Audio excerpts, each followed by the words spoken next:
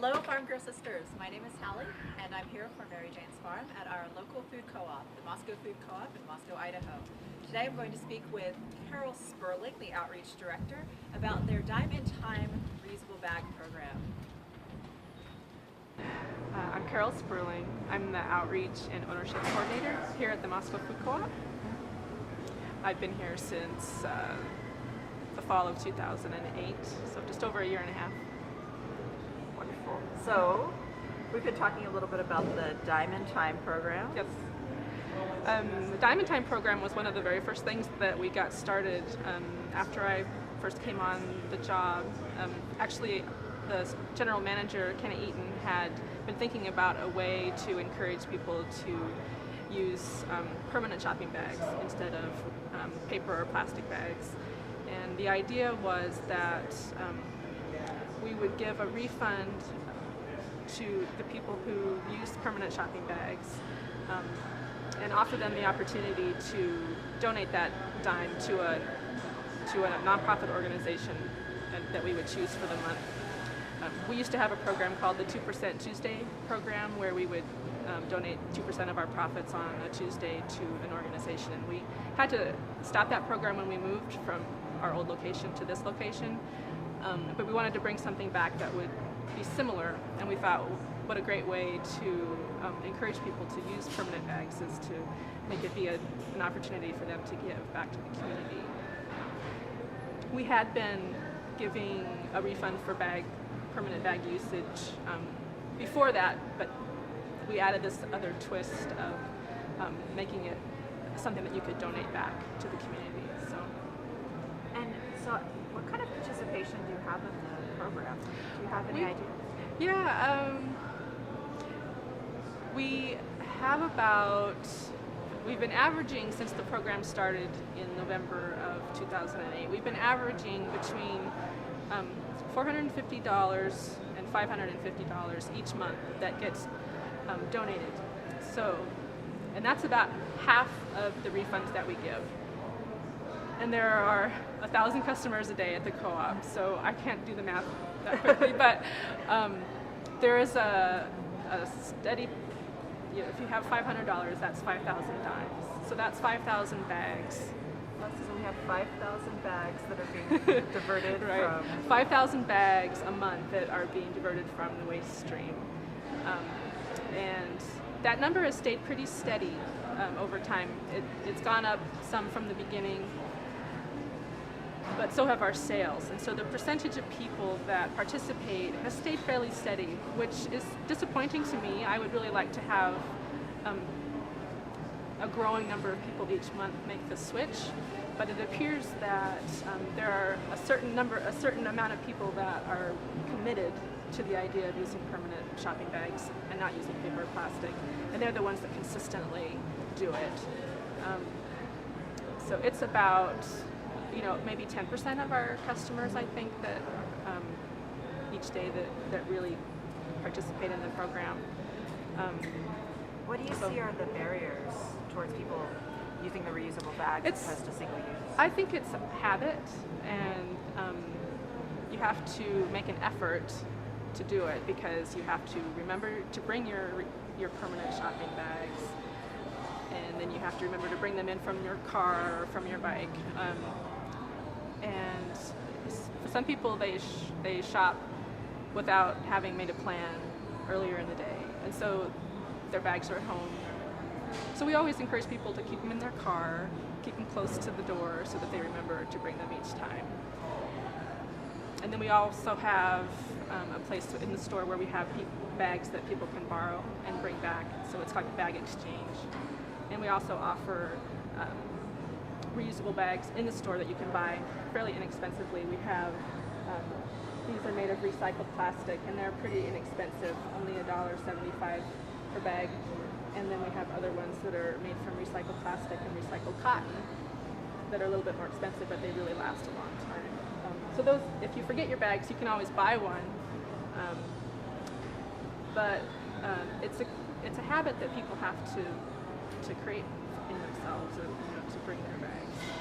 Oh, and here's another one. We always have several varieties that are available. And I think another barrier to people using them is that it's not expected in our society to use them. Like I've lived in Europe a few times, and in both of the countries that I was in, it was almost impossible to get a paper or a plastic bag at the store where I was shopping. People just didn't, stores didn't offer them. You had to bring your own bag or a box, or you didn't have anything to put your groceries in. But here, it's part of our culture to offer the bag. It's a convenience thing. We want people to feel that it's easy to shop at our store, at any store. And so the bags are available everywhere. And so it's hard for us, even though we think it would be really nice for the environment, and to stop offering bags, single-use bags, to our customers. It puts us at a competitive disadvantage when you look at other stores. People would stop shopping here if the convenience of the bags wasn't available, I'm afraid. So I think that for us to make a big change like not having single-use bags available, it would have to be something that everybody decided to do all at the same time, and that all the stores at once said, okay, we're not going to do this anymore. So that would have to be something that came from the local government or the stores acting as a group. So do you think that there's sort of like perhaps a public responsibility in the issue? I think there is. When something as big as that, for a change that big, you don't think it would be that big of a deal. Those people who are really committed to using permanent bags can't understand why people can't just make that change. But it's hard to change the way that you live, and it's hard to make a habit like that, a new habit like that. So I think that if the local government got involved, if other stores got together as a group and said, okay, we're not going to buy plastic bags anymore to give to our customers, and that if it was a larger change in society, it would be helpful. Certainly we'd like to lead the way in that. So we're thinking about the possibility of charging for bags. That has been shown to be pretty effective in cutting down on the use of single-use bags. If you charge even like a nickel for a plastic bag or a dime for a paper bag, people definitely start remembering their permanent shopping bags because it hits them in the pocket. It's even more effective than giving the refund for the bag that they remember to bring. So that's something that we're considering. And so in terms of environmental impact, has that been a factor in your bag program? Or? Oh, definitely. We know that our members really care about it, and so and we have some volunteers who help us with increasing people's awareness of how to use their permanent shopping bags and how to use reusable containers in the store when they buy in bulk. So we put some of our resources, both human resources and financial resources, to help people learn how to do it, because we know that people care about it. And I really hope that I can increase the percentage of people who are using their permanent shopping bags, and I'm thinking of ways that I can do that. So for one of our merit badges, we have a project to actually build a reusable bag and to have it like a bag swap with our Farm Girl sisters. That's great. And do you have any tips for how to use them or how to use other reusable materials in your shopping experience? The most unique reusable shopping bag that I've seen, there's an organization in Pullman that makes them out of t-shirts. Oh, wow. And they sew the bottom hem of the t-shirt shut, so that's the bottom of the bag, and then they cut the neck out a little bit more, so that's the top opening of the bag, and then the handles are made from the sleeves.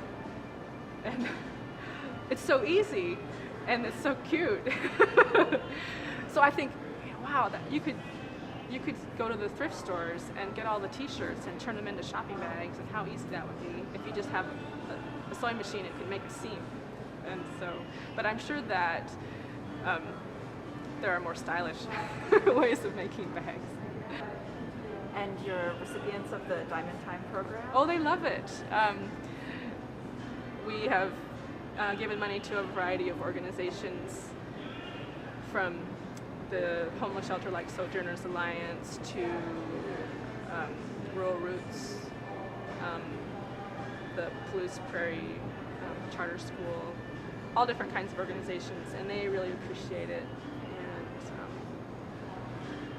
And I think that the people that are involved with those organizations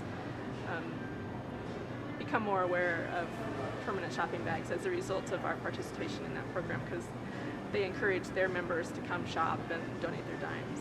So it's a good thing all around, I think, for everybody. Wonderful. Okay.